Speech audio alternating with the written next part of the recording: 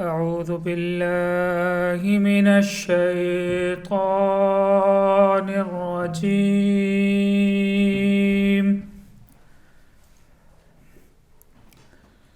بسم الله الرحمن الرحيم.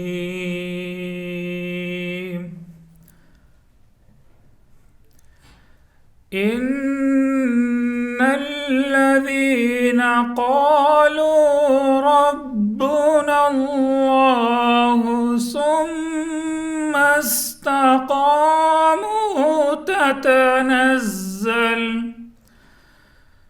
تتنزل عليهم الملائكة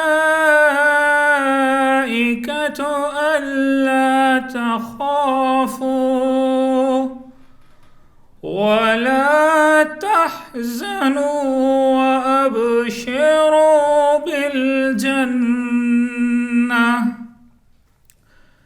وأبشروا بالجنة التي كنتم توعدون. نحن أولياؤكم في الحياة الدنيا وفي الآخرة ولكم فيها ما تشتهي أنفسكم ولكم فيها ما تدعون. نزلا من غفور رحيم. صدق اللہ العظیم. بسم اللہ الرحمن الرحیم. السلام علیکم. ارمغان حجاز کے اردو حصے کے سلسلے میں آج ہماری آخری بزم ہے. اس کے بعد ہم انشاءاللہ اس کے فارسی حصے کا آغاز کریں گے. جو لوگ فارسی کلاس میں شریک ہو رہے ہیں انہیں اندازہ ہو گیا ہوگا کہ اتنی استعداد اور صلاحیت تو یقیناً اب طلباء میں ہو گئی ہوگی کہ ہمیں ارمغان کا فارسی حصہ پڑھنے میں زیادہ دشواری نہیں ہوگی انشاءاللہ. ویسے بھی ارمغان میں جو فارسی کلام ہے وہ نسبتاً آسان ہے، تو ہم اسی سے اپنے فارسی سفر کا آغاز کریں گے.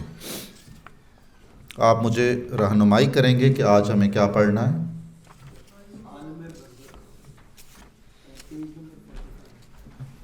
Forty five.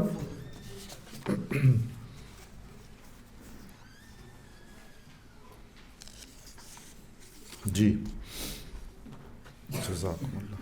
ٹھنڈا تو نہیں؟ بہت شکریہ. آپ میں سے کوئی پڑھے گا؟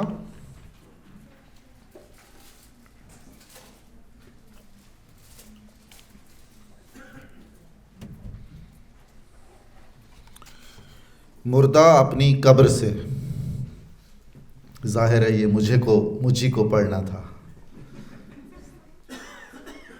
کیا شے ہے کس امروز کا فردا ہے قیامت، اے میرے شبستان کہن کیا ہے قیامت.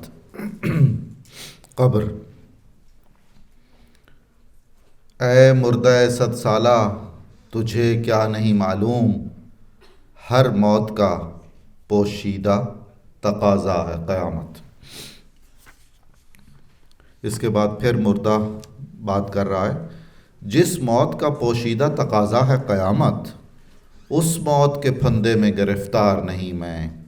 ہر چند کہ ہوں مردہ 100 سالہ ولیکن ظلمت قدائے خاک سے بیزار نہیں میں.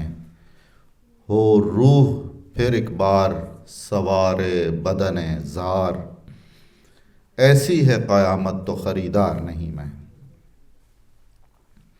صدائے غیب اسی کا حصہ ہے. نئے نصیب مار و کژدم، نئے نصیب دام و دد، ہے فقط محکوم قوموں کے لیے مرگ ابد.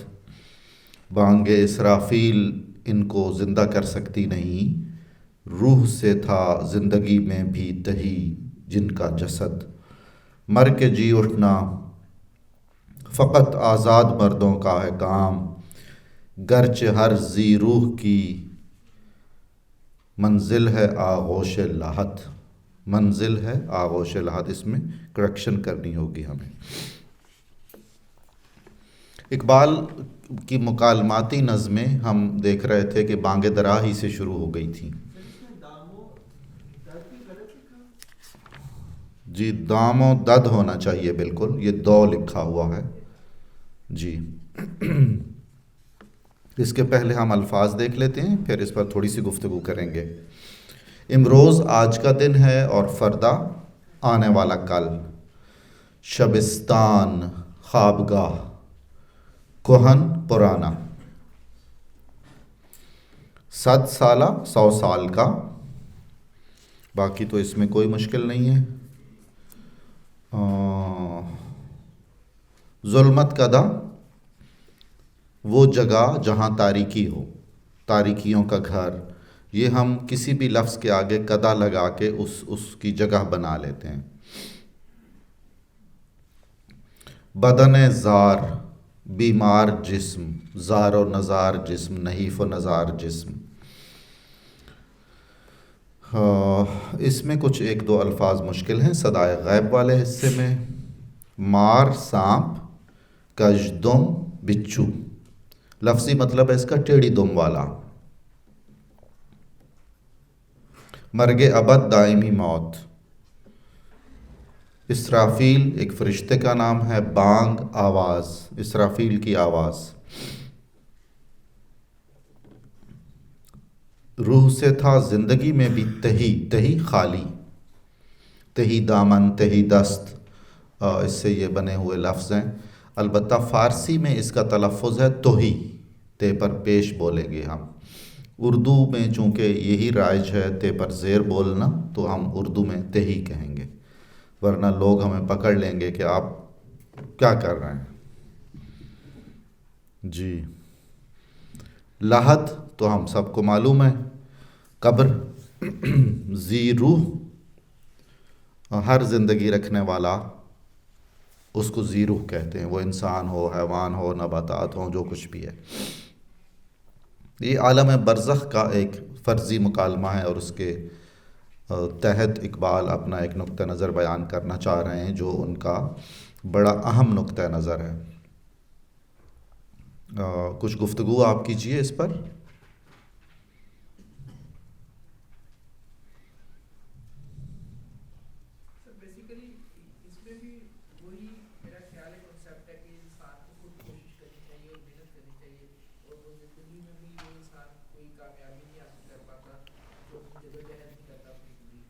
درست۔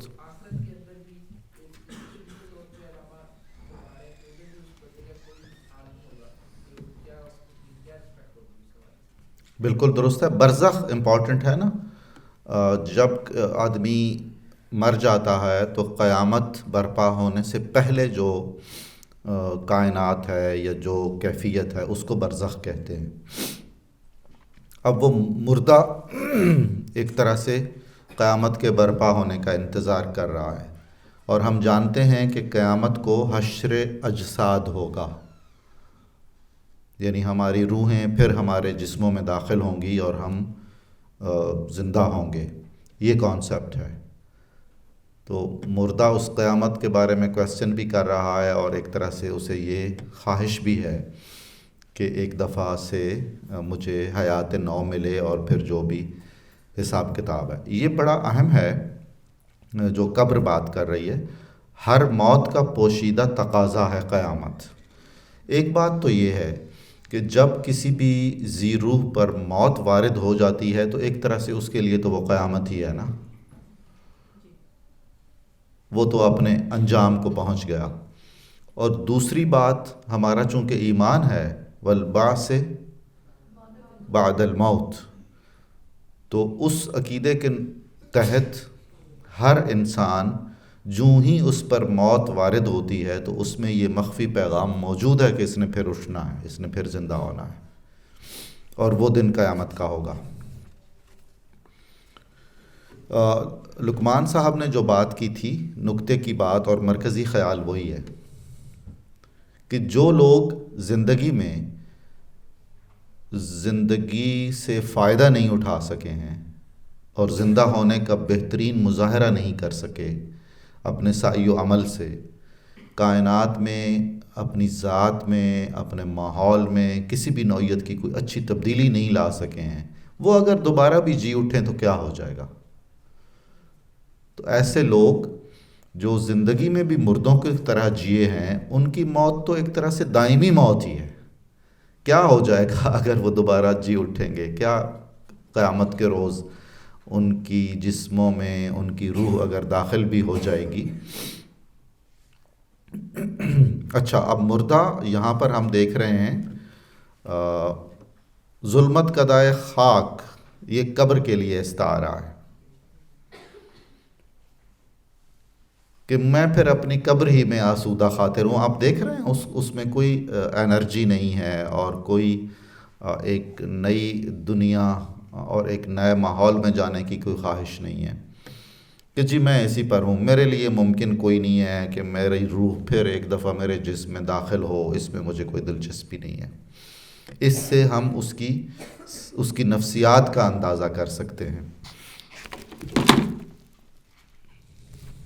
ظاہر ہے اس طرح کی نفسیات والا آدمی جب زندہ تھا تب بھی وہ چیلنجز قبول کوئی نہیں کرتا تھا، تب بھی اس میں کسی نوعیت کا کوئی تحرک نہیں تھا، کوئی تگ و دو کی جستجو نہیں تھی، کوئی آرزوئیں نہیں تھیں، بلند مقاصد نہیں تھے۔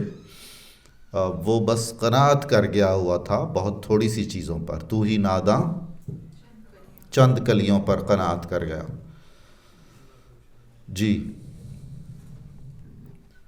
اب صدائے غیب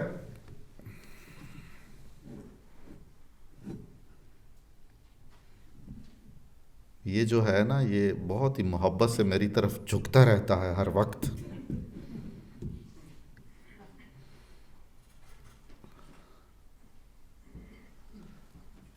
جو غلام قومیں ہیں دائمی مرگ انہی کے نصیب میں ہے، اور صدائے غیب یہ بتا رہی ہے، جس میں اقبال کا فکر اصل میں شامل ہے اور جسے وہ صدائے غیب کے تحت بیان کر رہے ہیں۔ کیڑے مکوڑے، دام و دد جانور اور درندے،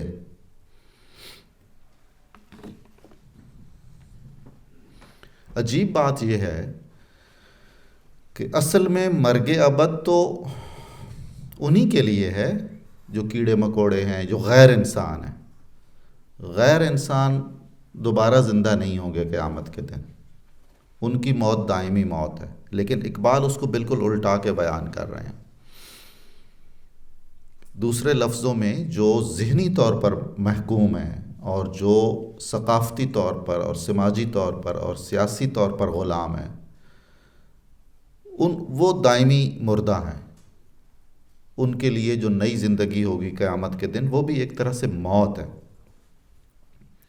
بانگ اسرافیل ان کو زندہ کر سکتی نہیں۔ وہ جو سور پھونکا جائے گا، جو اعلان قیامت ہوگا، اس کے ساتھ ہی وہ اعلان حشر اجساد بھی ہوگا، یعنی جسموں کو نئی زندگی ملے گی، روح ان میں داخل ہوگی اور ہر انسان بالکل جیسے دنیا میں تھا اس کیفیت میں آئے گا سامنے۔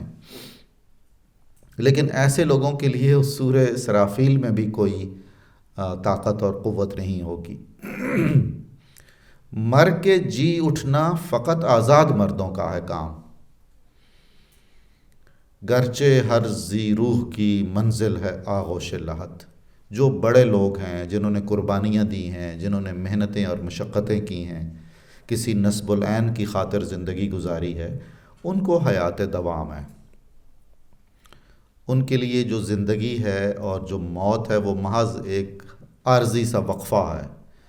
فرشتہ موت کا چھوتا ہے گو بدن تیرا، اقبال نے کہا۔ اگلا مصرع نہیں مجھے یاد، کیا؟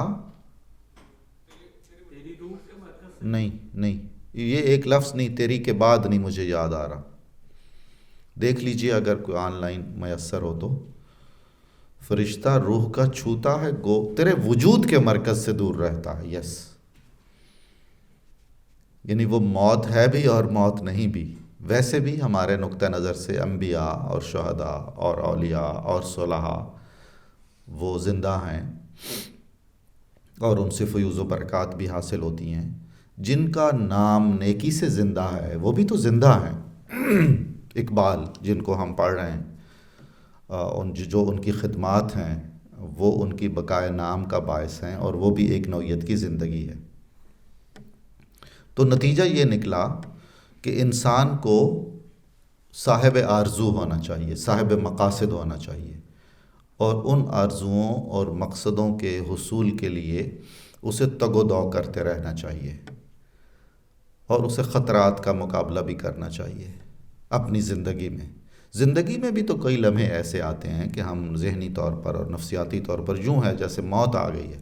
کوئی بہت بڑا سانحہ، کوئی بہت بڑا واقعہ بالکل جو بکھیر دیتا ہے انسانی وجود کو اور اس کی نفسیات کو درہم برہم کر دیتا ہے.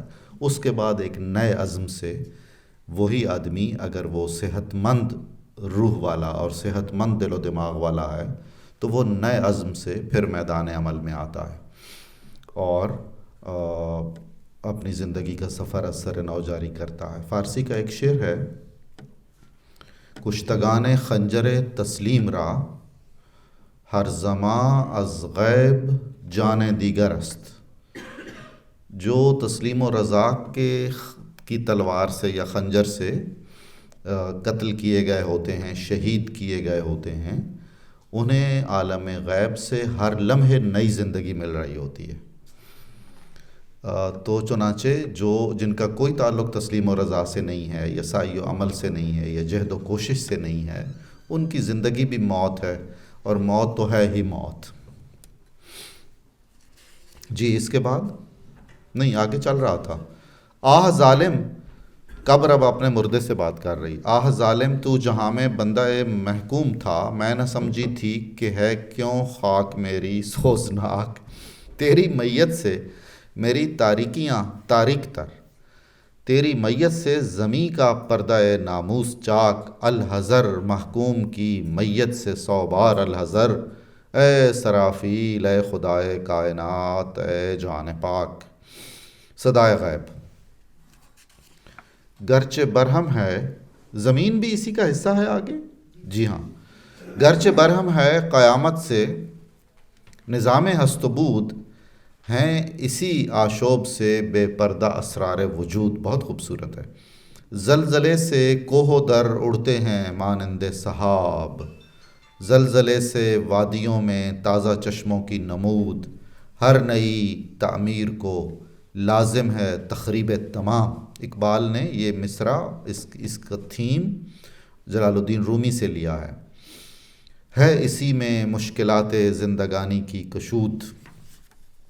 زمین، آہ یہ مرگ دوام، آہ یہ رزم حیات، ختم بھی ہوگی کبھی کشمکش کائنات. عقل کو ملتی نہیں اپنے بتوں سے نجات، عارف و عامی تمام بندہ لات و منات.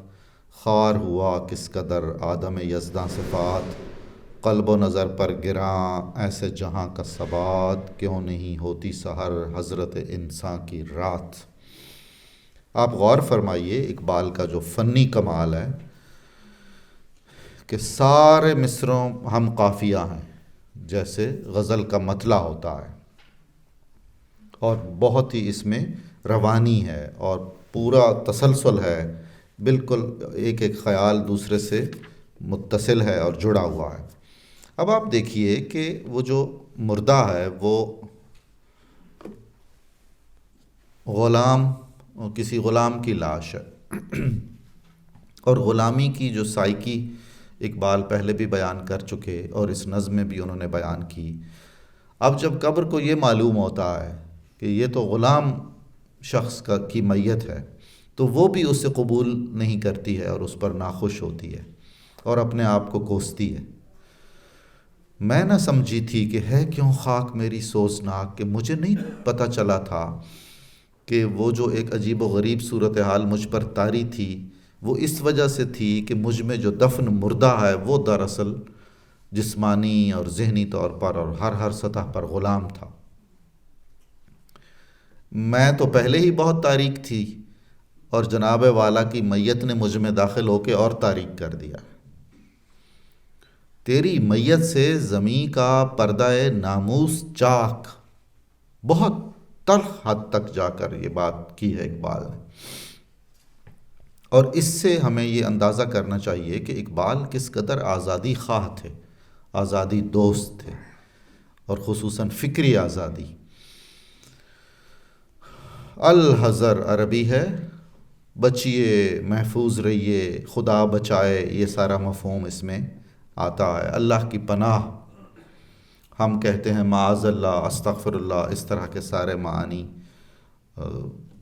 کہ جی کسی غلام کی میت سے تو 100 بار خدا کی پناہ۔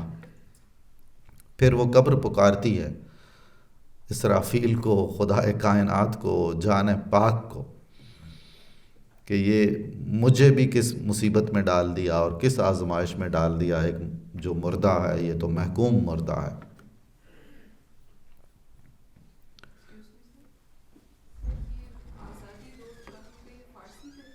کیا چیز؟ آزادی دوست، جی فارسی ہے۔ آزادی دوست کہہ سکتے ہیں اردو میں، آزادی پسند کہہ سکتے ہیں، جی حریت پسند، بالکل۔ دیکھیے نا، حریت اصلاً عربی ہے اور پسند کا لفظ فارسی ہے۔ آزادی فارسی ہے اور دوست اور پسند دونوں فارسی ہیں، تو یہ تو بالکل نجیب الطرفین ترکیب ہو گئی نا۔ آپ نے تو حریت پسند میں عرب عجم کو اکٹھا کیا ہے، تو یہ بالکل دونوں طرف سے درست ہے۔ آزادی دوست بھی، آزادی خواہ بھی، آزادی پسند بھی۔ آزادی طلب بھی درست ہے، اگرچہ اس میں طلب پھر عربی ہے، لیکن یہ ساری ترکیبات اردو میں رائج ہیں۔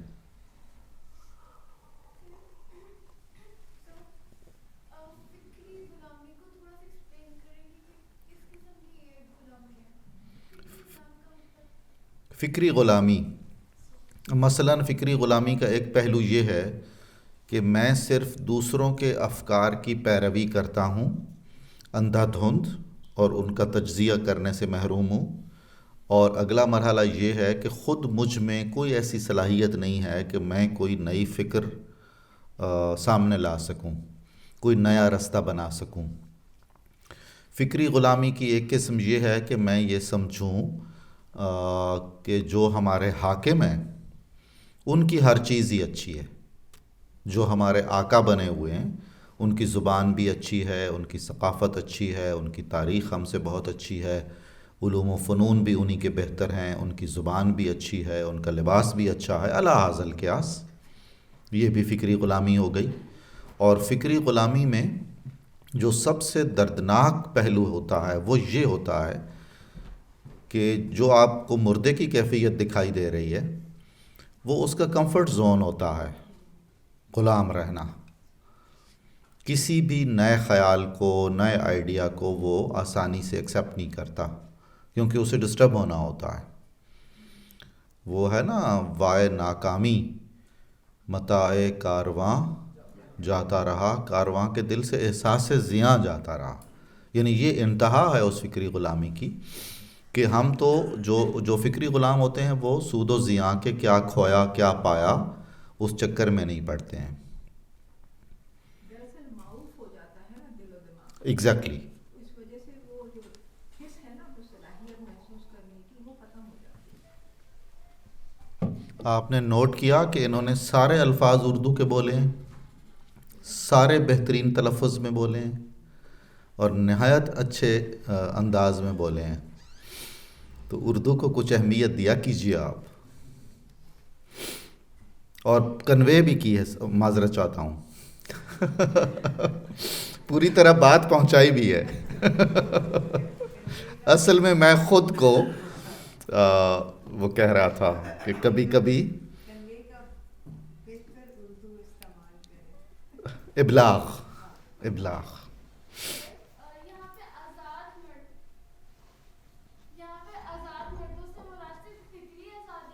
ہر طرح کی آزادی، مادر پدر آزادی کے علاوہ جو منفی ہے، جو اچھی صورتوں کی آزادی ہے، وہ ساری آزادیاں. جی نہیں سمجھا.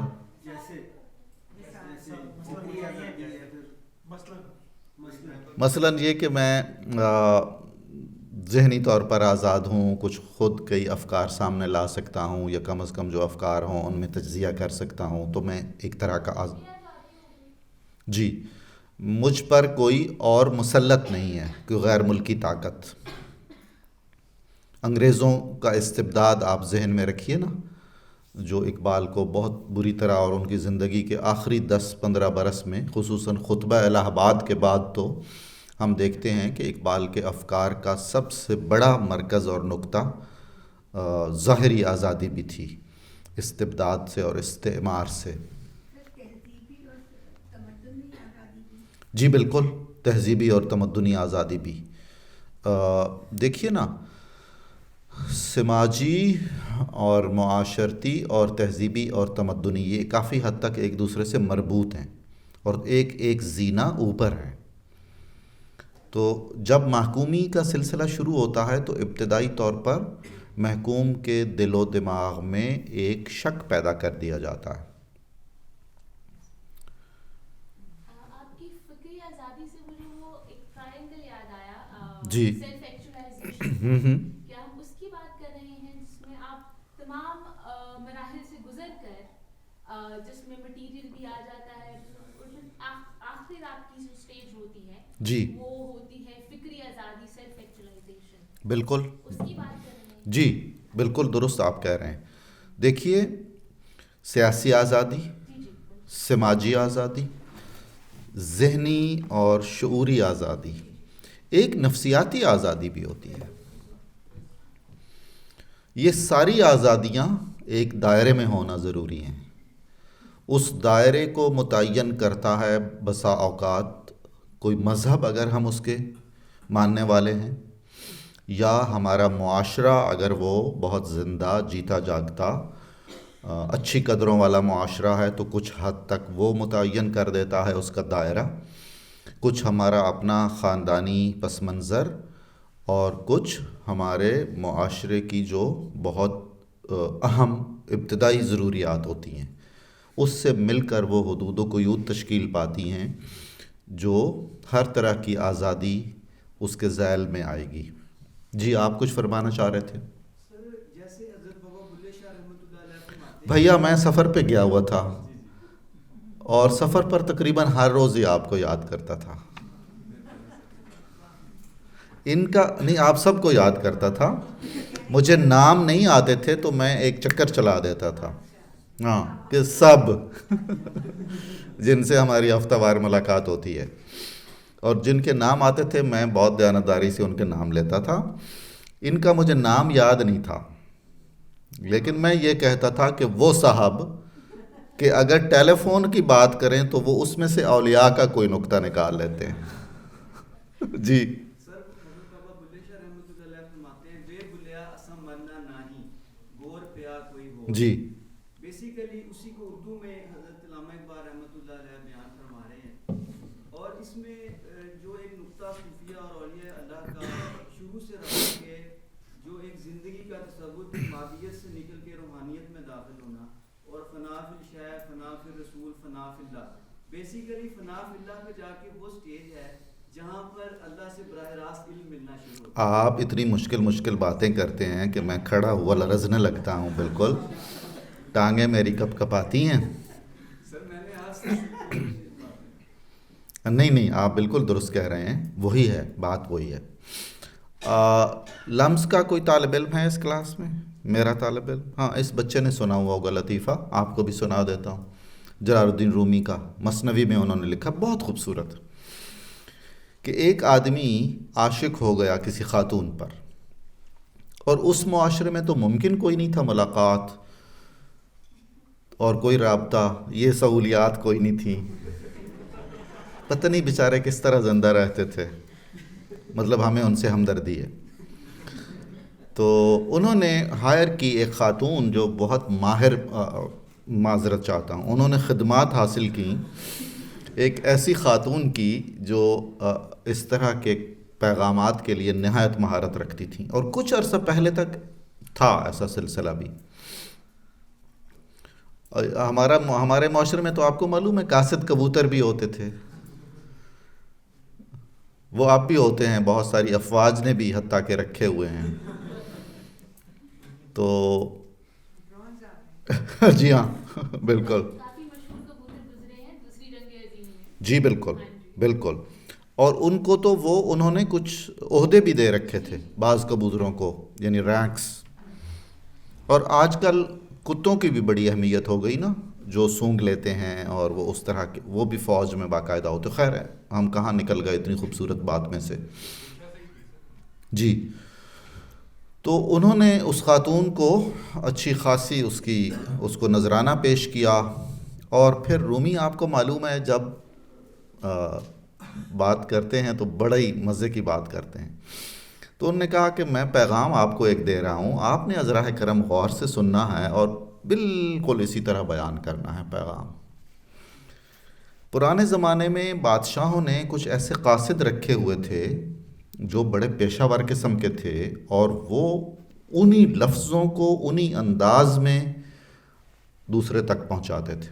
مثلا میں اگر بات کر رہا ہوں تو میرا چہرے کا تاثر کیا ہے، کہاں میں اشارہ کر رہا ہوں، کہاں میں جملے میں وقفہ دے رہا ہوں، کس لفظ کو میں زور سے ادا کر رہا ہوں، کس لفظ کو معمول کے مطابق کہہ رہا ہوں، تو وہ بڑی تربیت حاصل کرتے تھے اور اس طرح وہ ہو جاتے تھے۔ وہ خاتون کچھ اسی قسم کی تھیں۔ اب رومی نے وہ سر کے بالوں سے شروع ہوئے کہ اسے کہنا تمہارے بال ایسے ہیں، سبحان اللہ ماتھا ایسا ہے، اور آگے تشبیہ ہیں، اور چلتے چلتے پاؤں ایسے لطیف و نفیس ہیں، اور تلوے تو سبحان اللہ چاند بھی دیکھے تو شرم آ جائے، وغیرہ وغیرہ۔ اور آخر میں کہنا کہ میں بہت طلبگار ہوں، اور کوئی ہماری شادی وادی اگر ہو جائے تو سبحان اللہ۔ اب خاتون سے انہوں نے کہا کہ آپ نے بات سمجھ لی ساری؟ انہوں نے کہا بالکل سمجھ لی۔ وہ چلی گئیں۔ اب یہ بےتاب پھر رہے ہیں کہ بھئی ابھی آتی ہے، دیکھا کہ ابھی گئی ابھی آ گئی۔ یعنی رومی نے کوئی 12-14 اشعار میں وہ پیغام دیا ہے، وہ اسی طرح ادا کرنے میں 15-20 منٹ تو لگنے چاہیے اگر وہ صاحبہ میسر بھی ہیں، موجود بھی ہیں، اور وہ بات سن بھی رہی ہیں۔ تو اب یہ جو بیچارہ عاشق تھا، اس کے تو پاؤں پھول گئے، ہاتھ پاؤں پھول گئے کہ یہ کیا ہوا۔ انہوں نے کہا بھئی مسئلہ یہ ہے کہ مجھے 2-4 اور پیغام بھی دینے تھے، وقت کم تھا، تو میں نے سیدھا ہی جا کے اسے کہا ہے کہ بھائی وہ کہہ رہا ہے کہ تو نے میرے ساتھ شادی کرنی ہے کہ نہیں۔ مختصر مطلب مکائیں نا بات۔ تو اس نے کہا لعنت ہو تجھ پر بھی اور اس پر بھی۔ تو یہ جواب ہے۔ یہ مطلب پورا پیغام نہیں دیا، مرکزی خیال کنوے کیا۔ نہیں، مرکزی خیال پہنچایا۔ تو مرکزی خیال سے بھی کچھ مسائل پیدا ہوتے ہیں۔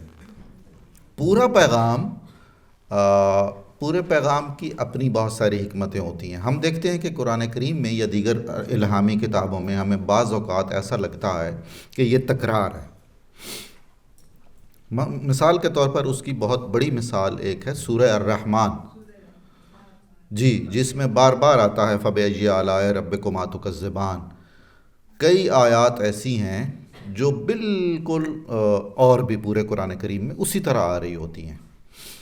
تو امام فخر الدین رازی جو بہت بڑے عالم دین تھے، جن کی جو تفسیر انہوں نے قرآن کریم کی شرح لکھی ہے، اس کو لقب دیا گیا ہے تفسیر کبیر، یعنی سب سے بڑی تفسیر۔ اس میں انہوں نے ایک جملہ لکھا ہے، التقریر یفید التقریر۔ اس میں پہلی تقریر ہے کاف کتاب والے سے، اور دوسری تقریر ہے قاف قرآن والے سے۔ پہلی تقریر کا مطلب ہے دہرایا جانا،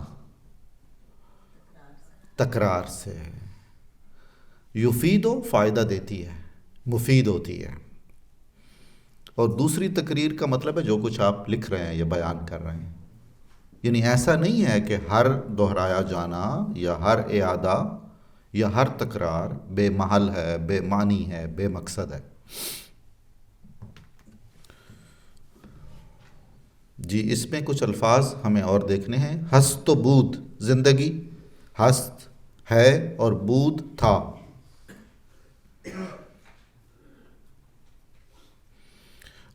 مرزا غالب کا ایک شعر بہت خوبصورت ہے، مجھے یاد آ گیا اس لیے میں آپ کو سناؤں گا. لیتا ہوں مکتب غم دل میں سبق ہنوز.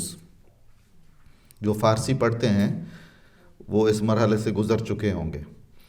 لیتا ہوں مکتب غم دل میں سبق ہنوز، یعنی یہی کہ رفت گیا اور بود تھا.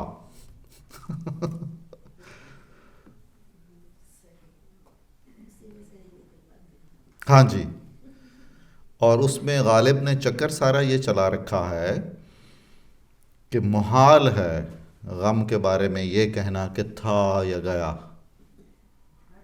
ہے ہی ہے، لاحق ہے. جی ہاں، فعل حال جاری ہے بالکل. اور انہوں نے ہی تو کہا تھا کہ وہ کیا ہے غم ہستی کا جز مرگ علاج نہیں، کچھ اور ہے. شم ہر رنگ میں جلتی ہے سحر ہونے تک. بالکل درست. اور وہ بھی تو انہوں نے کہا تھا کہ جب وفات پائیں گے تو نجات ملے گی غموں سے، موت سے پہلے آدمی پائے کیوں. یہ سارا آپ دیکھیے ان کا جو ایک تجربہ تھا ذاتی اور فکری تجربہ. آشوب، مصیبت یا فتنہ یا فساد،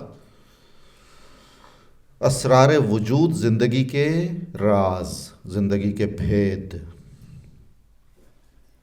اگرچہ قیامت زندگی کو اور کائنات کو درہم و برہم کر دیتی ہے، تباہ و برباد کر دیتی ہے، لیکن اسی معرکے سے زندگی کے کئی راز نمایاں ہوتے ہیں.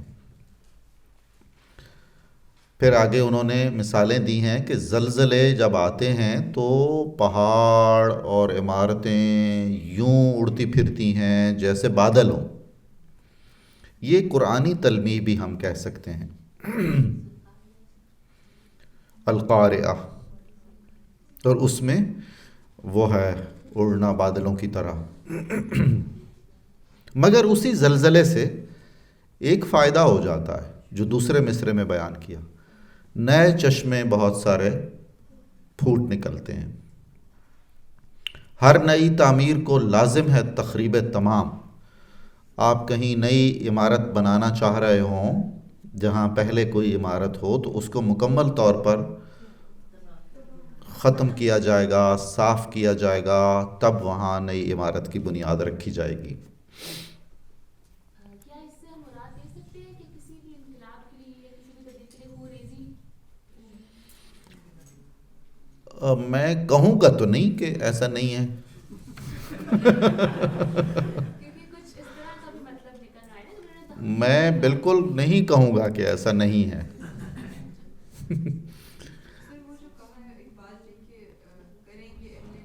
تازہ بستیاں آباد، کوفہ و بغداد، جہاں سے میں آیا ہوں. ڈالوں گا جی. بالکل ضرور ڈالوں گا. لیکن اس کو یہ نظم ختم ہوگی اور اس کو ڈسکنیکٹ کیا جائے گا تو اس کو بند کیا جائے گا تو میں روشنی ڈال دوں گا.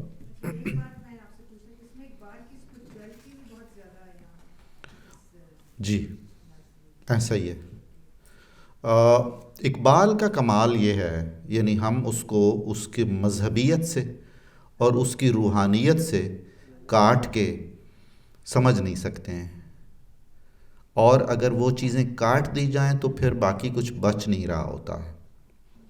ان کے ہاں جو مذہبیت ہے وہ خالی کچھ رسموں کا نام نہیں ہے، بلکہ ان میں روحانیت ہے اور معنویت ہے. یعنی وہ بے معنی اور بے مقصد نہیں ہے، وہ نام نہاد مذہب نہیں ہے۔ جب ہم مذہب کہیں تو اس میں روحانیت شامل ہے اصولاً، جی۔ پھر کبھی ہم زور دینے کے لیے روحانیت کو الگ ذکر کر لیتے ہیں، تو یقیناً اقبال خصوصاً اس نظم میں وہ جو اشارہ انہوں نے کیا ہے کہ ان کا جو روحانیت ہے اور روحانیت سے ان کی جو وابستگی ہے، پورا نظام روح اقبال کا ایک پسندیدہ موضوع ہے، اور یہ تو ازل سے رہا، انسان کا بہت بڑا سوال رہا۔ قرآن میں ہے یسألونک عن الروح، یہ لوگ آپ سے سوال کرتے ہیں کہ روح کیا ہے، کہہ دیجئے کہ روح امر ربی ہے، اور تمہیں بہت کم، اور تم سب کو بہت کم علم دیا گیا ہے۔ ٹھیک ہے، اب جناب زمین، آخر میں زمین کی باتیں بیان کی گئی ہیں، جس کی اختتامی سطر بہت اہم ہے۔ کیوں نہیں ہوتی سحر حضرت انسان کی رات؟ انسان کو جو سوالات درپیش ہیں ان کے جواب کیوں نہیں ملتے؟ انسان جن مسائل کا شکار ہے ان مسائل کا حل سامنے کیوں نہیں آتا ہے؟ وہ جو چھوٹے چھوٹے ذاتی یا ذہنی یا نفسیاتی یا سیاسی یا سماجی بحرانوں کا شکار ہے، اس سے نکل کیوں نہیں پاتا ہے؟ جب اسے زندگی ملی ہوئی ہوتی ہے، نعمت زندگی، تو وہ اس نعمت زندگی سے پوری طرح استفادہ کیوں نہیں کرتا ہے؟ آہ یہ مرگ دوام، افسوس، یہ دائمی موت۔ دائمی موت اس کی ہے جس نے زندگی بھی مردوں کی طرح گزاری ہے۔ آہ یہ رزم حیات، زندگی تو میدان جنگ ہے، ختم بھی ہوگی کبھی کشمکش کائنات؟ یہ سوال ہے، یعنی کہ نہیں ختم ہوگی کبھی۔ عقل کو ملتی نہیں اپنے بتوں سے نجات، عارف و عامی، عارف اہل معرفت، عامی عام انسان، تمام بندہ لات و منات، ہر ایک نے اپنی خواہشوں کو بت بنایا ہوا ہے اور ان بتوں کی پرستش میں مگن ہے، اور اس سے کوئی خاص کوئی عام فارغ نہیں ہے۔ ہر خاص و عام کا یہ مسئلہ ہے، اور خصوصاً عقل تو بہت بت سازی کرتی ہے۔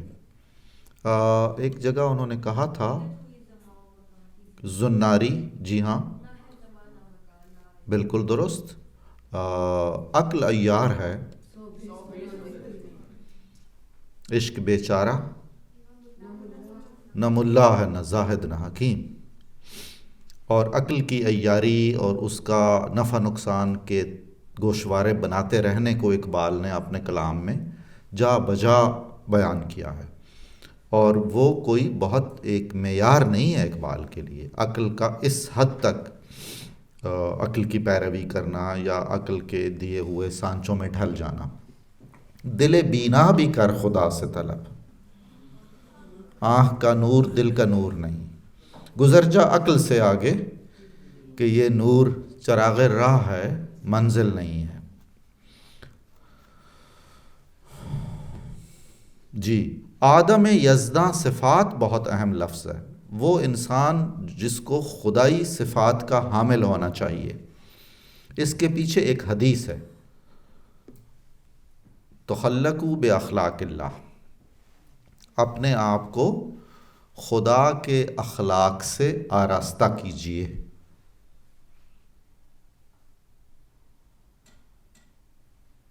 یعنی اس کے قریب تر ہونے کی کوشش کیجیے،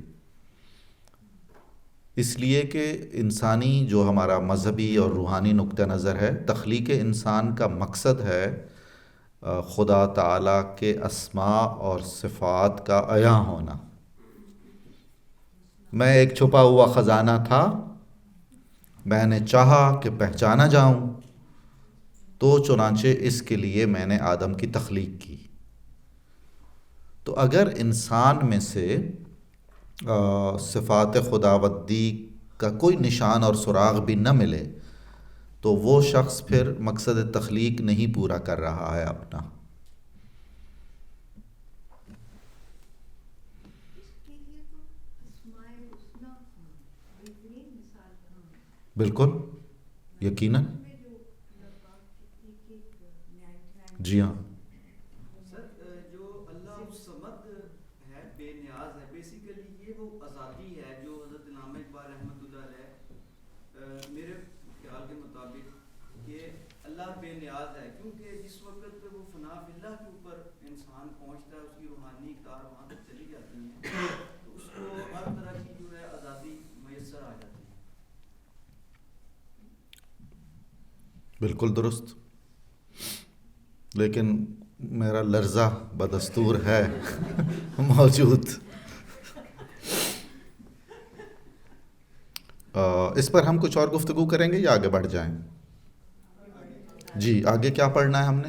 سر اس کا جو آپ کہہ رہے ہو شہنشاہ تسلسل ہے اور روحانی ہے. جی جی جی جی. میں خاص طور پر یہ کہا تھا میں نے کہ یہ جتنے بھی مکالمے ہیں بالکل یوں ہے جیسے روبرو آدمی بیٹھے ہوئے گفتگو ایک دوسرے سے کر رہے ہوں، جڑے ہوئے ہیں بالکل، سوال کا جواب سوال کا جواب. اسی لیے ابتدا میں آپ دیکھیں کہ سوال جواب بہت مختصر ہیں، بہت تیزی تیزی سے ہو رہا ہے کام. اور خصوصاً صدائے غیب والے جو ٹکڑے اس نظم میں ہیں وہ نسبتاً طویل ہیں اور وہ بھی نہایت مربوط ہیں ایک دوسرے سے.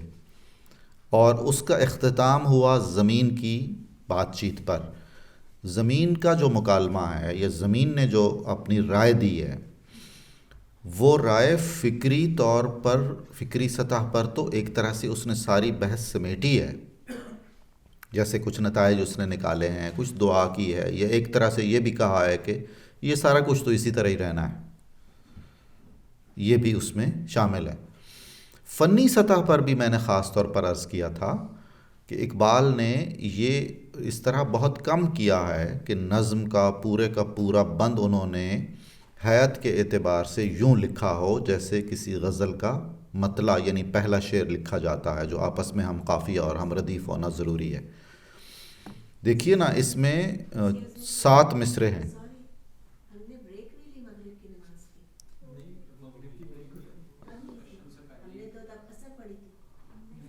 دوبارہ لے لیتے ہیں بریک لے لیتے ہیں. بالکل کوئی مسئلہ نہیں. آپ کے آنے تک بریک ہی ہے، میں ان کو زمین میں پھنسا کے رکھوں گا.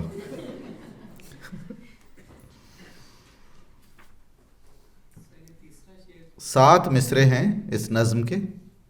7 میں دیکھیے کافی آ رہے ہیں: حیات، کائنات، نجات، منات، صفات، ثبات، رات.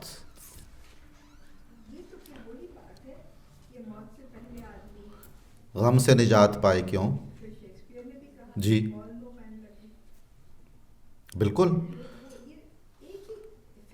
یقیناً.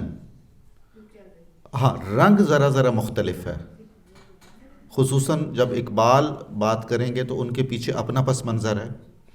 شیکسپیئر جب بات کر رہے ہیں تو یقیناً پورا پس منظر ہے، پورا ماحول، تو وہ کچھ فرق آئے گا اس کا. جیسے فرض کر لیجئے کچھ کھانے مختلف ہم بناتے ہیں، جیسے چاولوں سے کئی طرح کی چیزیں بن جاتی ہیں، تو بنیادی طور پر تو وہ چاول ہی ہے، لیکن اس پر کام ہوا ہے اور طرح طرح کی وہ چیزیں بن گئی ہیں. اس میں اس نظم میں ایک دلچسپ پہلو یہ ہے کہ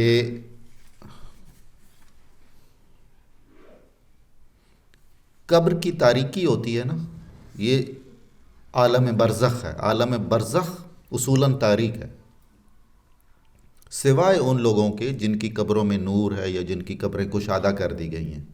مجموعی طور پر تو عالم برزخ تاریکی ہے، اور تاریکی کا سب سے بڑا مظہر رات ہے.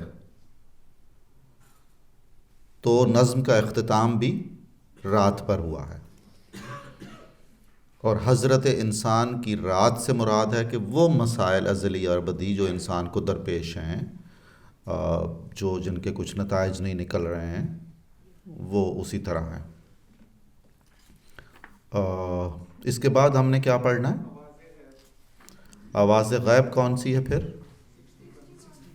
ایک اور آواز غیب ہے؟ اچھا نہیں 61 پر جو ہے 61 صفحے پر جو آواز غیب ہے وہ شاید ہم نے نہیں پڑھی ہے. پڑھ دوں؟ اچھا. یہ مسلمانوں کے زوال کے اسباب میں ان کا علمی اور تحقیقی اور تکنیکی جو پسماندگی ہے اس کو موضوع بنایا ہے اقبال نے. آتی ہے دمیں صبح صدا عرش بری سے، کھویا گیا کس طرح تیرا جوہر ادراک، کس طرح ہوا کند تیرا نشتر تحقیق، ہوتے نہیں کیوں تجھ سے ستاروں کے جگر چاک، تو ظاہر و باطن کی خلافت کا سزاوار، کیا شعلہ بھی ہوتا ہے غلام خس و خاشاک، مہر و مہ و انجم نہیں محکوم تیرے کیوں تیری نگاہوں سے لرزتے نہیں افلاک، اب تک ہے رواں گرچہ لہو تیری رگوں میں، نئے گرمی افکار نہ اندیشہ بے باک، روشن تو وہ ہوتی ہے جہاں بھی نہیں ہوتی، جس آنکھ کے پردوں میں نہیں ہے نگہ پاک، باقی نہ رہی. بہت خوبصورت شعر ہے یہ آپ کو یاد رہنا ہونا چاہیے سب کو تقریباً. باقی نہ رہی تیری وہ آئینہ ضمیری، اے کشتہ سلطانی و ملائی و پیری.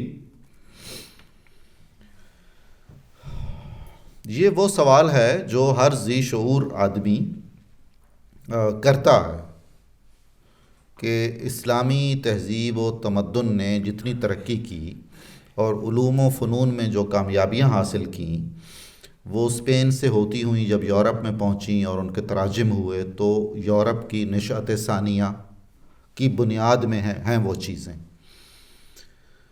جس گھر کی وہ چیزیں تھیں ان پر کیا بیتی، وہ چیزیں ان سے چھن کیسے گئیں، انہوں نے حفاظت کیوں نہیں کی اس ورثے کی، اسے آگے کیوں نہیں بڑھایا. جدید سائنس میں ٹیکنالوجی میں کیا مقام ہے دنیا بھر کے، یوں کہنا چاہیے عالم اسلام کا، تو یہ سوال ہے جو بہت ہی خوبصورت انداز میں انہوں نے کہا ہے کہ جب ہم ان شعبوں میں پسماندہ ہو گئے تو ظاہر ہے پھر ہم غلام بھی ہوں گے، پھر ہمارا استحصال بھی کیا جائے گا، پھر ہم بس فروخت شدہ ہیں ایک طرح سے یا رہن رکھے ہوئے ہیں. جوہر ادراک، عقل و شعور کی صلاحیت، چیزوں کو پرکھنے کی اور سمجھ جانے کی صلاحیت. کھویا گیا سے مراد ہے کہ وہ پہلے حاصل تھا، وہ صلاحیت موجود تھی جو اب ضائع ہو گئی ہے، گم ہو گئی ہے. نشتر تحقیق بہت خوبصورت ہے. وہ جو نشتر تحقیق تھا، تحقیق وہی ریسرچ ہے، وہ اب کام کیوں نہیں کرتا، اس میں وہ تیزی اور کاٹ جو تھی وہ کہاں چلی گئی. مسلمان سائنسدانوں نے اور مسلمان عالموں نے جو گراں قدر علمی اور سائنسی کارنامے انجام دیے ہیں وہ روایت آگے منتقل کیوں نہیں ہوئی بعد کی نسلوں میں، صدیاں خالی ہیں. بیشہ تحقیق تہی، بالکل ایسا ہی ہے. ایک اور بات آپ ذہن میں رکھیے گا، اقبال کے ہاں تحقیق کبھی آتا ہے ریسرچ کے معنوں میں اور کبھی تحقیق آتا ہے تقلید کے الٹ. تقلید ہے اندھا دھند پیروی کرنا اور تحقیق ہے خود چھان پھٹک کر تجزیہ کر کے پھر اس رستے پر چلنا. وہ بھی ایک طرح سے ریسرچ ہی ہے. جی یہ دور تقلید کا ہے، جی بالکل. ہم بڑی آسانی سے، آسان رستہ ہے نا، چونکہ البیرونی صدیوں پہلے انہوں نے زمین کا قطر ماپا تھا. معلوم نہیں کس طرح کے آلات تھے یا وہ ماپنے کا کیا پیمانہ تھا ان کے پاس. اب دور جدید میں سائنسدانوں نے جدید ترین آلات سے جو ماپا ہے زمین کا قطر، تو چند انچوں کا فاصلہ ہے، فرق ہے، یعنی اس حد تک وہ کمال کے قریب ہے ان کی پیمائش۔ جتنے بھی طبی آلات ہیں میڈیکل میں، وہ ان میں سے زیادہ تر مشرق میں تخلیق ہوئے ہیں۔ ہم جانتے ہیں کہ ابو علی سینا کی طب کی کتابیں یورپ میں پڑھائی جاتی تھیں، رازی، خوارزمی، عمر خیام تو الجبرا اور ریاضی کے امام ہیں، ہم اس کو صرف ان کی فارسی رباعیوں کے حوالے سے جانتے ہیں، اور وہ بھی انگریزی میں ان کو ترجمہ کیا فٹز جیرالڈ نے، تو وہاں سے ہوتی ہوئی ہم تک پہنچی، تو ہمیں معلوم ہوا کہ خیام بھی کوئی چیز ہے۔ ابن رشد، یعنی کیا کیا نام لیں، سچی بات یہ ہے۔ ایک صاحب تھے انہی میں سے کوئی، وہ جو آنکھوں کے تھے، جی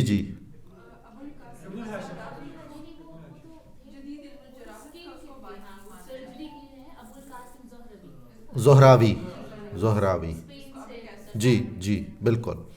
تو یہ سارے وہ لوگ تھے جنہوں نے دنیا میں علوم و فنون کے نئے دروازے کھولے۔ تو ہم محسوس کرتے ہیں کہ یہ جو شاعر ہے، یہ جو عارف ہے جس کا نام اقبال ہے، انہیں احساس تھا کہ ہماری جو زبوں حالی ہے اور بدحالی ہے، وہ علم اور فن کی دنیا میں بھی ہے، اور تحقیق کی دنیا میں کہیں نام و نشان بھی نہیں ملتا۔ آپ دیکھ لیں کہ پوری دنیا کا آپ اگر جائزہ لیں، مختلف علوم و فنون میں جو بہترین مقالے تحقیقی لکھے جاتے ہیں، ان میں ان کی شرح کتنی ہے مسلمانوں میں فیصدی کے اعتبار سے، تو جو نتائج نکلیں گے وہ نہ صرف شرمناک ہیں بلکہ تشویشناک ہوں گے۔ جو تحقیق اسلامی ممالک میں ہو رہی ہے جس طرح کی، وہ تقلید کی ایک نقل ہے، اور ظاہر ہے ہم مگن اور مطمئن ہیں اس سلسلے میں۔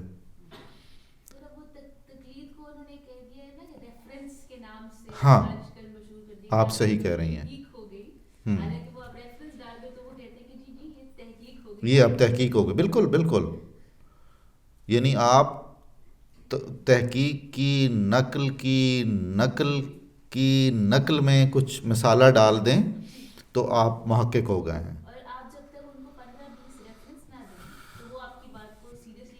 جی ہاں، قبول نہیں کرتے ہیں، جی ہاں۔ سر اس میں دو طرح کی تحقیق ہے، ایک ہے جو کہ ہے آلریڈی، اس میں ریفرنس کی ضرورت پڑتی ہے، ایک وہ تحقیق ہے جو کہ نئی چیزوں کے بارے میں ہوتی ہے، اس کے بارے میں بالکل ڈفرینٹ تحقیق ہے، جیسے آپ لیب میں چلے جاتے ہو اور ایکسپیریمنٹ۔ صحیح، ہاں وہ تو ایک نئی چیز ہوگی بالکل۔ اقبال کا سوال ہے اور ہم سب کا سوال بھی ہے ایک دوسرے سے بھی، کہ وہ کہاں گیا وہ معاملہ، یعنی کوئی بڑا نام ہم نے کیوں پیدا نہیں کیا ہے، ان تمام ہوتے نہیں کیوں تجھ سے ستاروں کے جگر چاک۔ اب ستاروں کے جگر چاک کرنا، یہ وہی اقبال ہیں جنہوں نے ایک جگہ پر وہ ایٹم پر بات کرتے ہوئے کہا تھا، لہو کا ٹپکے اگر ذرے کا دل چیریں۔ آپ اندازہ کر لیجئے نا، ذرہ وہ ایٹم ہے، لہو خورشید کا ٹپکے اگر ذرے کا دل چیریں، اگر آپ ذرے کو توڑیں تو اس میں سے، جی ہاں، تو اب ستاروں کے جگر چاک کرنے کا مطلب یہ ہے کہ انتہا درجے کی تحقیق، اور جو فلکیات ہے، ایسٹرالوجی بھی، ایسٹرانومی بھی، نجوم بھی، اور دیگر سارے اس کے جو ذیلی شعبے ہیں، ان میں بھی بڑے کمالات تھے مسلمانوں کے، ایسا کام کیا ہوا ہے۔ اس میں بھی 2-3 کیلنڈرز ایسے بنائے عالم اسلام نے کہ اب یہ جو 2 طرح کے جدید کیلنڈرز ہیں، وہ چند منٹوں کا فرق ہے بس، پورے آلات کے ساتھ۔ زیج کہتے تھے نا پرانے زمانے میں، جو تقویم کا کیلنڈر کا جو ہوتا تھا عمل، تو وہ لوگ کیسے کر لیتے تھے۔ فن تعمیر میں دیکھ لیجئے، فن تعمیر کے بہترین نمونے اگر موجود ہیں تو اس کا مطلب ہے کہ سائنسدان موجود تھے، کیونکہ فن تعمیر میں کئی علوم و فنون درکار ہوتے ہیں، آلات بھی ہوتے ہیں، ان آلات کا استعمال بھی ہوتا ہے، وہ سارا مثالہ درست کرنے کے سارے معاملات، وزن کتنا پڑے گا اور زمین اتنا وزن وغیرہ وغیرہ، جو ماہرین فن تعمیر ہیں وہ اچھی طرح اندازہ کرتے ہیں کہ وہ محض ایک فن نہیں ہے۔ اب پھر اقبال جی یہ جو ریسرچ کا یا تحقیق کا جو ایلیمنٹ ہم سے نکل چکا ہے جی یہ کس وجہ سے ہے؟ ہم لوگ فکری طور پہ ایک تو بالکل محدود ہو کے رہ کے، دوسرے ہم کچھ کمپلیسنٹ ہو گئے ہیں اپنی زندگیوں میں، جی ہاں، مگر کیوں ہوا ایسا؟ اس کا اگر میں تھوڑا سا بات کرنا چاہوں تو مجھے لگتا ہے کہ ہمارے اندر ایک وہ پیدا ہو گئی آج کل انسیکیورٹی، ہم جو بات کریں گے وہ کہیں نہ کہیں سوالات ہوگی، جب تک ہمارے پاس کوئی بڑا وہ ہوگا نہیں کہ اس بندے نے بات کہی تھی ہم کوٹ کر رہے ہیں، ہم اپنی بات کا جو کہنے کا کانفیڈنس ہے وہ ختم ہوا مجھے نظر آتا ہے۔ نہیں وہ کیوں ختم ہوا؟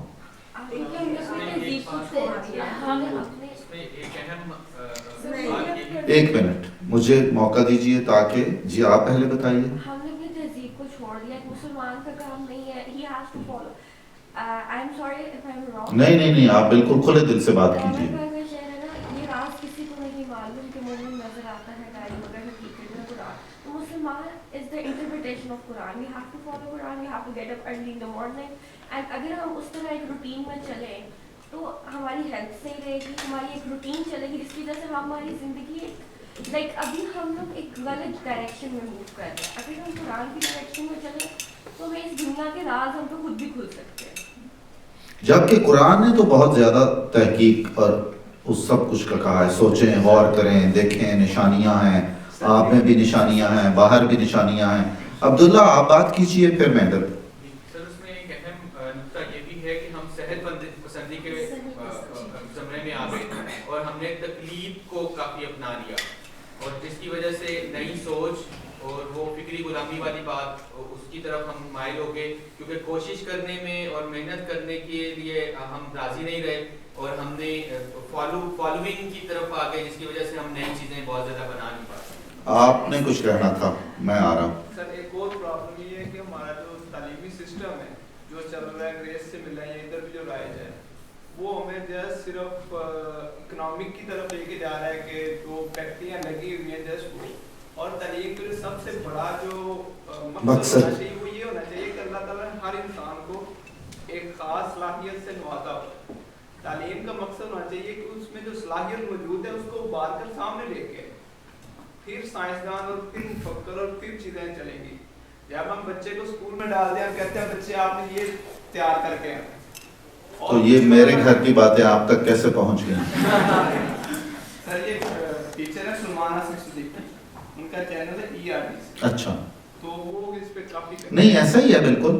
اصل میں نا جو فلاحی ریاست ہوتی ہے وہ ضامن ہوتی ہے انسان کی بنیادی ضروریات کی۔ جب سے ہم اس سے محروم ہوئے ہیں ہمیں فرصت ہی نہیں ملتی، ہم سارے اپنی پروگرامنگ کرتے ہیں مستقبل کی رزق کے حوالے سے، خصوصاً اس میں اچھا رزق بھی ہونا چاہیے اور اس کا ایک سماجی مرتبہ بھی ہونا چاہیے، اور اس کے حصول تک ہم محدود رہ گئے۔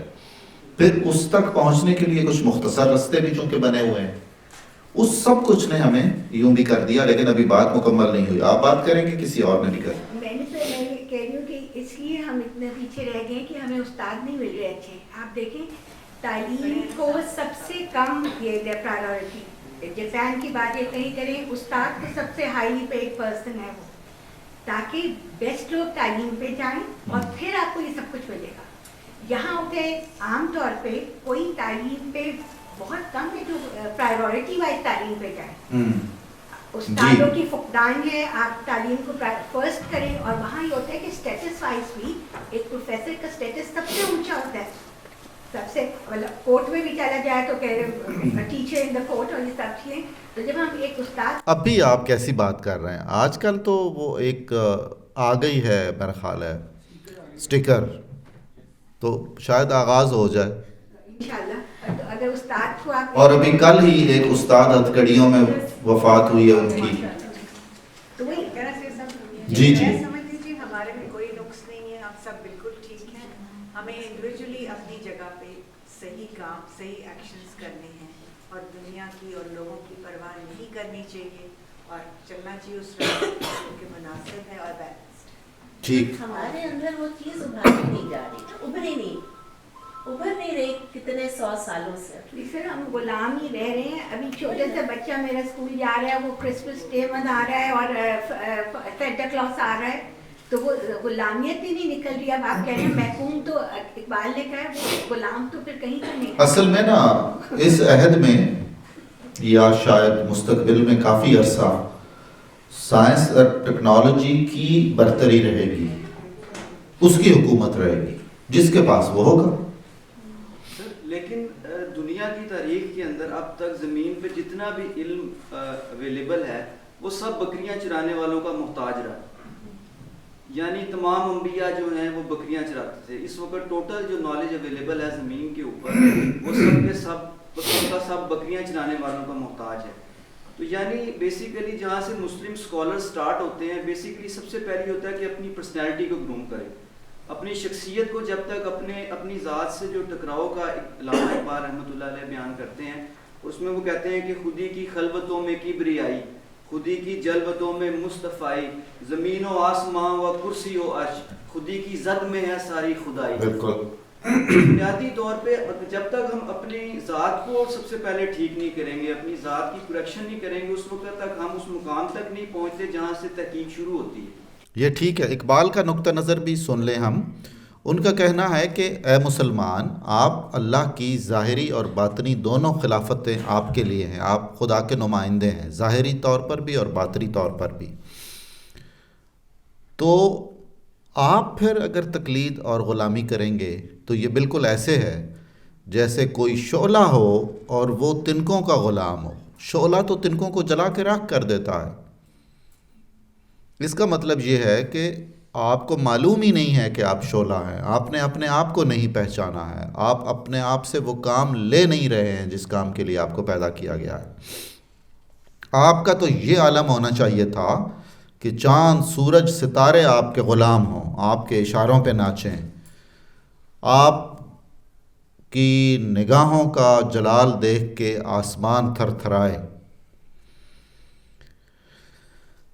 لہو تو اب تک رواں ہے آپ کی رگوں میں, آپ زندہ ہے, سانس لے رہے ہیں, لیکن نہ کوئی آپ کی نئی سوچیں ہیں اور نہ کوئی سوچ میں بے باکی ہے اور ہمت ہے اور حوصلہ ہے. اس سب کا نتیجہ آخر میں انہوں نے ایک نکالا ہے. وہاں تک ہم پہنچ کر پھر تھوڑی سی بات کر کے آگے بڑھیں گے.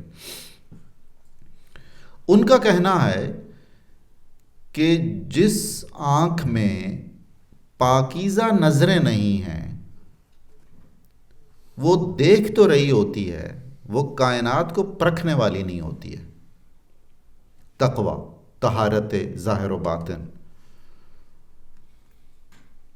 آپ کا دل جو ایک آئینہ تھا جس میں ہر چیز کا عکس پڑتا تھا, تمام علوم و فنون کے چشمے آپ سے پھوٹے تھے, یعنی مسلمان قوم سے, اب آپ پر حاوی ہو گئے آمریت, ملائیت اور نام نہاد پیری, پیر و مرشد, نام نہاد تصوف.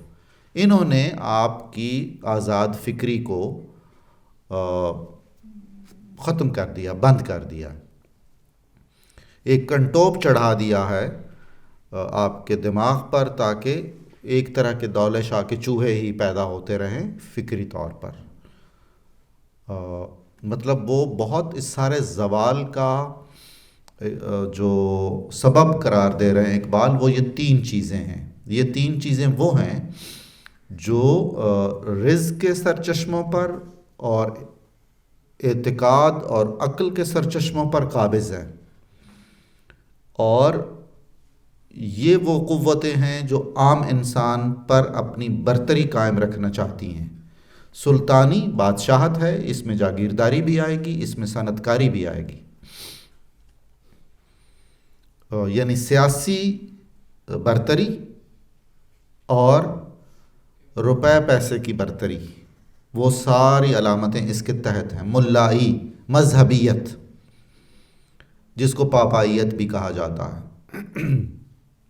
اور اس کے بعد وہ جو ایک رسم سی بن گئی پیری کی, خصوصاً ان علاقوں میں، ان سرزمینوں میں. اقبال کے خیال میں یہ وہ رکاوٹیں ہیں جو ہمارے فکر و خیال کو آگے نہیں بڑھنے دیتی اور ہمیں میدان تحقیق میں بہت پیچھے رکھتی ہیں. اور اسی میں آپ اندازہ کر لیجئے، وہ سعدی نے بہت پہلے لکھا تھا، کسی نے ایک آدمی سے کہا کہ آپ نا 100 نفل پڑھیں رات کو کسی سلسلے میں. تو سعدی نے اس پر کامنٹ کیا کہ شب چو اکد نماز بر بندم چه خورد بامداد فرزندم، کہ میں اگر رات کو 100 نفل پڑھوں تو کل صبح اپنے بچوں کی روزی کیسے حاصل کروں گا؟ یعنی سویا رہوں گا نا دن میں محنت مزدوری کے قابل نہیں رہوں گا. تو آپ دیکھیے کہ یہ جو معاش کا چکر ہوتا ہے، اگر اسی میں الجھا کے رکھا جائے انسان کو، تو وہ ایک ترقی یافتہ جانور رہ جاتا ہے عملاً، ایک مہذب حیوان. وہ بے ضرر ہے، وہ اصول ضابطے کا پابند ہے، وغیرہ وغیرہ، وہ سارا کچھ. آپ اس سے کسی نئی فکر کی توقع نہیں رکھ سکتے ہیں، اس لیے کہ اس کی ساری تربیت ہوتی ہے انہی دیے گئے رستوں پر چلتے رہنے کی، بہت اچھے طریقے سے. مثلاً جی میں نے ہفتے کے اختتام پر کچھ گھومنا بھی ہے، میں نے اتنا وقت کچھ اپنی تفریح کے لیے ٹیلی ویژن دیکھنا ہے، اتنا میں نے سیر و سفر کرنا ہے، آخر میں کام کرتا ہوں. اور دنیا میں تو حالات اور بہت زیادہ خراب ہیں. ہم میں سے تو اکثر و بیشتر کسی نہ کسی حد تک صاحب جائیداد ہے. مغرب کے تو اکثریت بیچارے صاحب جائیداد بھی نہیں ہیں، ان کا تو سارا کچھ قسطوں پہ چل رہا ہے نا. گاڑی ہے تو قسطوں پر، گھر ہے تو قسطوں پر، نوکری ہے تو اس کا پتہ نہیں ہے، ہر چیز بیمے پہ چل رہی ہے. اور ظاہراً وہ بڑے یعنی خوش بھی ہیں، اور جو ہمیں لگ رہا ہوتا ہے کہ وہ بہت زیادہ سہولیات بھی انہیں میسر ہیں، اور انہیں ان کی رسائی معلومات اور علم کے بھی ایک خاص حد تک ہوتی ہے. جو ذرائع ابلاغ ہیں وہ بھی اس نوعیت کا ایک ہتھیار ہیں کہ لوگوں کے ذہنوں تک وہی باتیں پہنچائی جائیں جو ہمارے فائدے میں ہیں، اور انہی تک انہیں محدود رکھا جائے، اور بہت زیادہ ادھر ادھر کی باتیں انہیں نہ بتائی جائیں. یہ تو اب کچھ عرصے سے ایک تبدیلی آئی 9/11 کے بعد بطور خاص، وگرنہ تو جو مغرب کے بڑی طاقتیں ہیں ان کے 80% شہریوں کے لیے ان کی حکومتیں بالکل فرشتوں جیسی حکومتیں تھیں، اس لیے کہ ان کا ایک چہرہ سرحدوں کے اندر ہے جو مسکراتا ہے، جو بڑا نرم ہے، بڑا ملائم ہے، اور ایک چہرہ سرحدوں کے باہر ہے. سرحدوں کے باہر والے چہرے کو اکثر و بیشتر انہوں نے عوام سے چھپا کے رکھا، اور اس حد تک ان کو وہ لگائے بھی رکھا، مصروف رکھا، میں نے اب یہ کرنا ہے، یہ کر. آپ اندازہ کر لیجئے کہ وہ تفریح جو آپ نے ایک طے شدہ نظام اوقات کے تحت کرنی ہے اور اس پر پھر ایک ٹک لگانا ہے کہ ہو گئی تفریح، وہ کتنی مصنوعی تفریح ہوگی. میں نے اب اتنی دفعہ ہنسنا ہے، یعنی ہر وہ چیز جو آپ رسم بنا لیں گے اس میں اس کی روح ختم ہو جائے گی نا، اور اصلیت ہوگی تو اس سے فرحت اور مسرت ملتی ہے حقیقی، وگرنہ تو وہ ایک بوجھ ہے. اس کے بعد کیا ہے؟ جو رباعیات ہیں ساری ہیں. وقت ختم ہو گیا.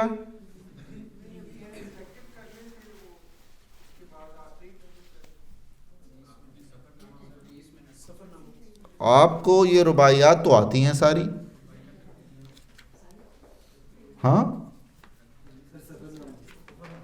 وہ بھی ہے بھائی. آخری نظم کون سی ہے؟ حضرت انسان. میں تو جی بہت زیادہ اقبال سے متاثر ہوں اور مزید ہوتا ہوں. آپ دیکھیے کہ ان کی انسان دوستی کا یہ عالم ہے کہ یہ ان کی آخری نظم ہے.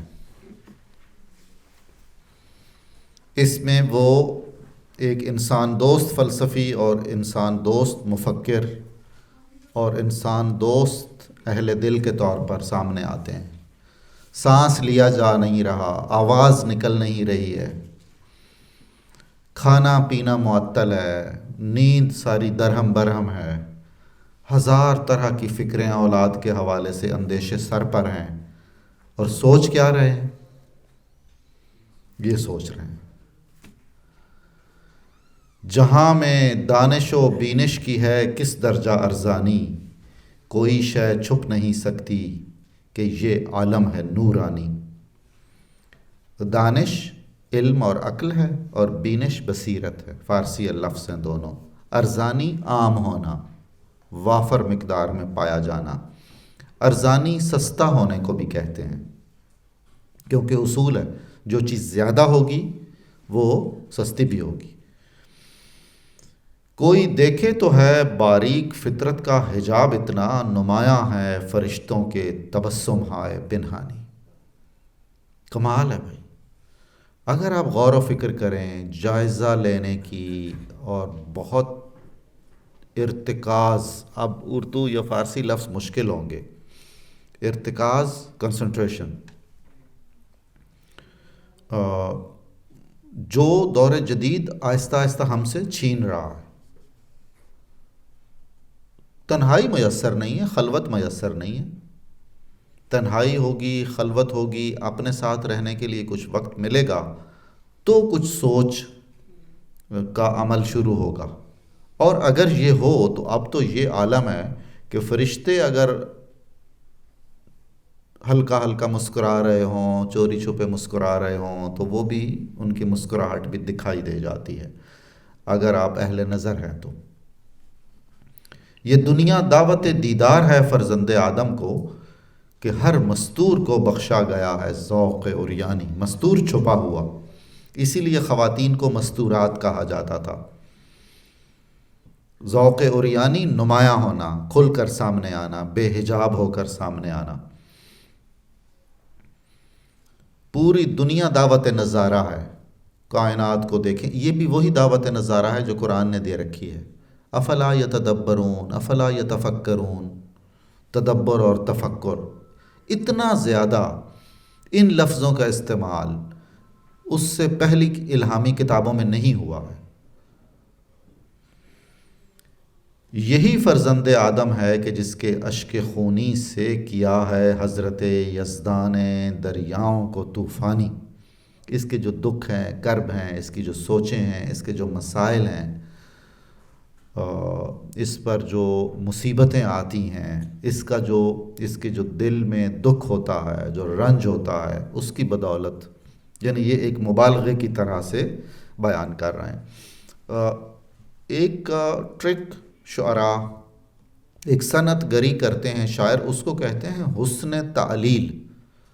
حسن تعلیل کا مطلب ہے کسی چیز کا ایسا سبب بیان کرنا جو خوبصورت ہو لیکن اصلی اور بنیادی سبب نہ ہو وہ. اب دریاؤں میں جو طوفان آتا ہے اس کا اصلی سبب تو کچھ اور ہے. شاعر کس کو سبب قرار دے رہا ہے؟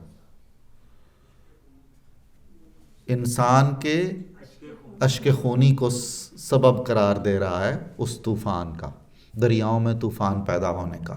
اس کو کہتے ہیں حسن تعلیل. نہیں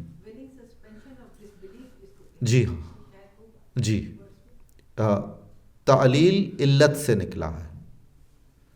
علت کا مطلب ہے سبب، عین والا. یعنی علیل یعنی جو بیمار ہے، اس سے پہلے تے لکھ لیں تو وہ تعلیل بن جائے گا.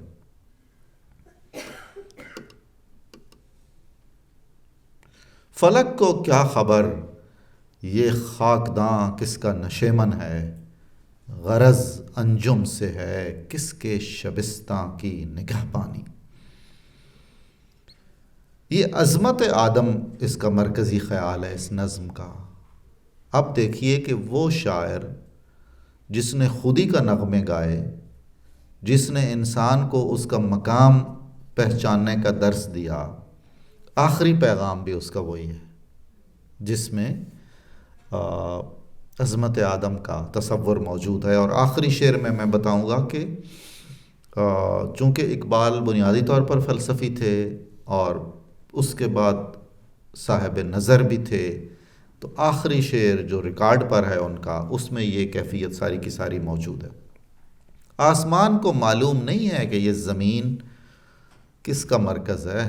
انسان کا مرکز ہے نا زمین، انسان ہے اس زمین میں. تو دراصل یہ زمین آسمان ہے، اور آسمان اس زمینی آسمان کی زمین ہے. اور اس زمین کو عظمت ملی ہے انسان کا گہوارہ ہونے سے. انسان عظیم ہے، انسان اشرف المخلوقات ہے، فرشتوں سے بھی افضل ہے. فرشتوں نے اس کو سجدہ کیا تھا. تو جو ایک عظیم تر مخلوق کا نشیمن ہے وہ تو عظیم ہوگا. یہ جو ستارے ہیں کسی کو معلوم نہیں ہے کہ یہ ستارے کسی کی خوابگاہ کی حفاظت کرنے پر مامور ہیں، زمین کی، انسان کی. اگر مقصود کل میں ہوں، یہ آ گیا فلسفی، اور یہ آ گیا وہ اہل نظر شاعر جس کو اقبال کہتے ہیں. اور یہ بہت بڑا سوال ہے، اور یہ سوال ہر صوفی نے کیا ہے، ہر فلسفی نے کیا ہے، اور اپنی جگہ پر موجود ہے. یہ اگر مقصود کل میں ہوں تو مجھ سے ماورا کیا ہے، میرے ہنگامہ ہائے نو بنو کی انتہا کیا ہے. اگر وجہ تخلیق کائنات میں ہوں، اگر خدا کے اسماء و صفات کا مظہر میں ہوں، اشرف المخلوقات میں ہوں، نائب اللہ فی الارض میں ہوں، خلیفہ الہی میں ہوں، تو میرے علاوہ پھر کیا ہے؟ کیا میں ہی تو نہیں سب سے بڑا مرکز بعد از خدا، یعنی انسان؟ میرے ہنگامہ ہائے نو بنو کی انتہا کیا ہے؟ تو اس کا مطلب ہے کہ میری صلاحیتوں کا بھی کوئی کنارہ نہیں ہے. اتنی صلاحیتیں مجھ میں مخفی ہیں جن کی کوئی حد نہیں ہے. یہ الگ بات ہے کہ اس میں سے کتنی میں استعمال کر سکتا ہوں اور کتنی استعمال کرنے کی مجھے موقع نہیں ملتا ہے. تو اس لیے اس نظم کا عنوان حضرت انسان رکھا گیا، تاکہ یہ اقبال کا آخری پیغام ہم تک پہنچا رہے کہ انسان بہت عظیم مخلوق ہے، اور انسان کو اپنے اس مرتبے اور مقام سے آگاہ ہونا چاہیے، اور اپنی صلاحیتوں کا بہترین اظہار اور استعمال کرنا چاہیے. اس کے ساتھ ہی ہمارا ارمغان کا اردو کا حصہ ختم ہوتا ہے. اور کیا ہم اگلے ہی ہفتے سے فارسی شروع کر لیں گے؟ جی ٹھیک ہے، بالکل. جی آتی تو مجھے بھی نہیں ہے، بس ایسے کوئی کام چلانے والی بات ہے. آپ ایسا کوئی دیں گے میٹیریل، مواد ایسا دیں گے جس میں فارسی کے ساتھ کچھ اردو بھی ہو؟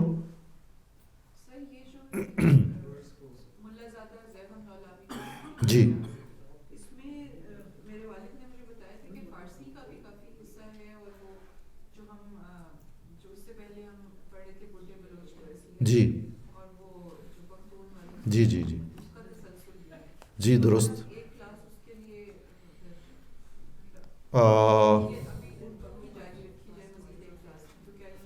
ہم کر لیں گے، بالکل دیکھ لیں گے اگلی کلاس میں. ملا یہ جو زغم لولابی کشمیری، یہ ایک فرضی کردار ہے.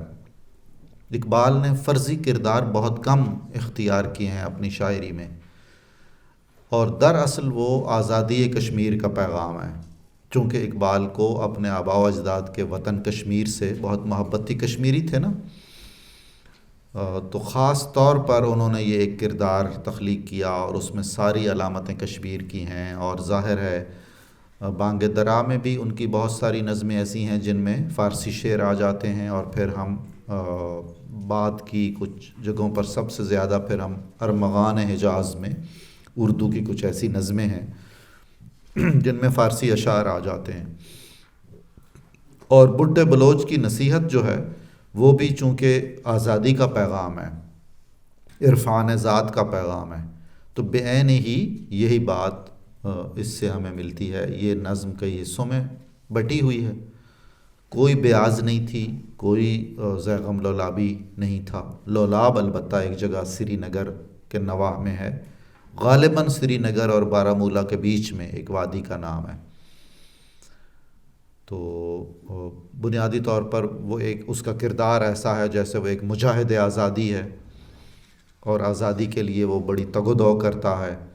تو اقبال نے کچھ افکار آزادی کے اس کی زبان سے کہلوائے ہیں، اور وہ بڑا بروقت تھا، کیونکہ اقبال کو یہ احساس ہو گیا تھا، اور ان کی بصیرت اور بصارت جو ان کا سیاسی شعور تھا اس سے اندازہ انہیں ہو رہا تھا کہ کشمیریوں کے ساتھ معاملہ خراب ہو جائے گا۔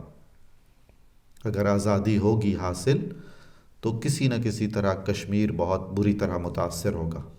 تو وہ ایک مسئلہ ہے جو بالکل اب تک حل نہیں ہو رہا، کوئی بھی اس کا اچھا حل جو سب کے لیے قابل قبول ہو اور خود کشمیریوں کے لیے قابل قبول ہو، وہ ضرور نکلنا چاہیے۔ تو ہم اگلی کلاس میں دیکھ لیں گے، اس پر تھوڑی سی بات کر لیں گے۔ وہ ایک اچھی نظم ہے، بڑی طویل ہے، ٹکڑوں میں بٹی ہوئی ہے۔ ایک انہوں نے خوشحال خاں خٹک کا بھی کی وصیت، وہ درست ہے، وہ تاریخی کردار بھی ہے، اور اقبال نے وہ پشتو نہیں پڑھ سکتے تھے، لیکن خوشحال خاں خٹک کا کلام جو انگریزی میں ترجمہ کیا گیا تھا اس سے انہوں نے استفادہ کیا تھا، اور اقبال کی جو کتابیں انہوں نے عطیہ کر دی تھیں کس کالج کو؟ اسلامیہ کالج کو، اس کی لائبریری میں اقبال کی وہ کتابیں ساری موجود ہیں جو زیادہ ان کے مطالعے میں رہتی تھیں۔ جی ہاں، نہیں، لاہور والا سول لائنز، ریلوے روڈ والا مجھے اب ٹھیک طرح سے یہ نہیں یاد، تو اس میں وہ موجود ہے انگریزی ترجمہ خوشحال خاں خٹک کی نظموں والا، اور اس میں چونکہ وہی موضوعات تھے اور وہی جرأت اور ہمت اور تگ و دو کرنے کا، آزادی حاصل کرنے کا پیغام تھا جو اقبال کا پیغام بھی تھا، تو ایک طرح سے اقبال نے ایک آزاد ترجمہ منظوم کیا خوشحال خاں خٹک کے پیغام کا۔ لیکن یہ بیاض جو ہے، یہ بیاض بھی فرضی ہے اور یہ کردار بھی فرضی ہے۔ بیاض کا مطلب ہے نوٹ بک، آپ کہہ سکتے ہیں اسے، کتابچہ، جس میں کوئی آدمی اپنی پسند کا کوئی شعر لکھ لیتا ہے، کوئی کوٹ لکھتا ہے، اگر خواتین کی ہو تو کسی کھانے کی ترکیب بھی اس میں مل سکتی ہے، اس طرح کی بہت ساری چیزیں۔ ڈائری سر وہ مٹیریل ہم بک پرووائڈ کر دیں گے، شرح ارمغانی جاز فارسی کی۔ اچھا جی، آپ کا لیکچر ہی کیا فارسی کی میں ہوگا؟ نہیں، اردو میں نہیں، وہ چونکہ وہ جو متن ہے، ٹیکسٹ ہے، وہ تو فارسی ہوگا نا، وہ ہم پڑھیں گے اور اس کا ظاہر ترجمہ کریں گے، اور اس پر تھوڑی سی بات چیت اردو میں ہوگی وہ ساری۔